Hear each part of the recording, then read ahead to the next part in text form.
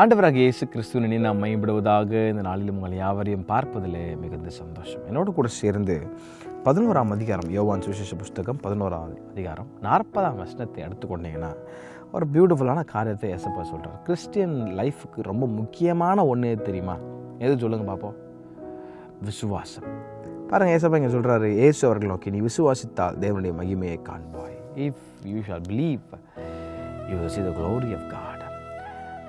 ஒருவன் தேவனிடத்தில் வரான் அப்படின்னு சொன்னால் இப்ரேயரில் சொல்கிறாரு, தேவன் இருக்கிறார் என்றதை அவன் நம்பணும்.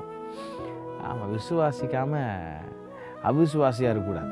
நமக்கு பேரே விசுவாசி. அப்போ நிறைய இடத்துல விசுவாசமே இல்லாத விசுவாசியாக இருக்கும். அவிசுவாசம் பாவம்னு பைபிள் சொல்லுது.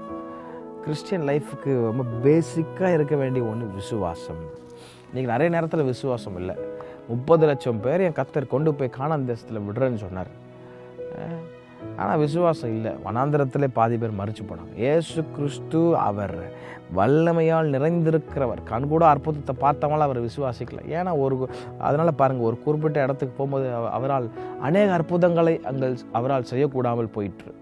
ஜீசஸ் கிரைஸ்ட் கெப்பாசிட்டிலாம் இல்லாமலாம் இல்லை. அவரால் அங்கே அநேக அற்புதங்களை செய்யக்கூடாமல் போகிறதுக்கு காரணம் அவர்களுடைய அவ்விசுவாசத்தை நிமித்தம். உள்ளத்தில் ஃபெய்த் இல்லை, விசுவாசம் நம்பிக்கை இல்லை. இது எங்கே நடக்க போகுது அப்படி ஒரு ஏதனமாக ஒரு அப்படிலாம் இருந்தோன்னு சொன்னால் ஒரு நாளும் நடக்காது. நம்ம பண்ணுற தப்பு நம்ம பண்ணிவிட்டு கர்த்தர் எனக்கு இது செய்யலை, இந்த அற்புதம் செய்யலை, அவரை விசுவாசிச்சேன்னு சொல்கிறதுல எந்த விதமான நியாயமும் இல்லை.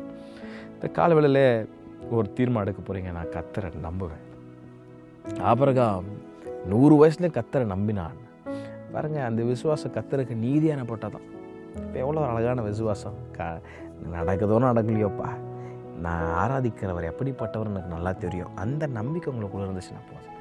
If you shawl believe you shawl see the glory of God. இன்றைக்கி அவரை நம்புங்க. அவரால் மட்டும்தான் எல்லாம் கூடும். அவிசுவாசமாக இருக்காதீங்க. அவிசுவாசம் பாவம். ஜெபம் பண்ணுங்க, கர்த்தர் உங்களை சூப்பராக நடத்துவார். கர்த்தர் தாம் உங்களை அவர் ஆசீர்வதிப்பாராக.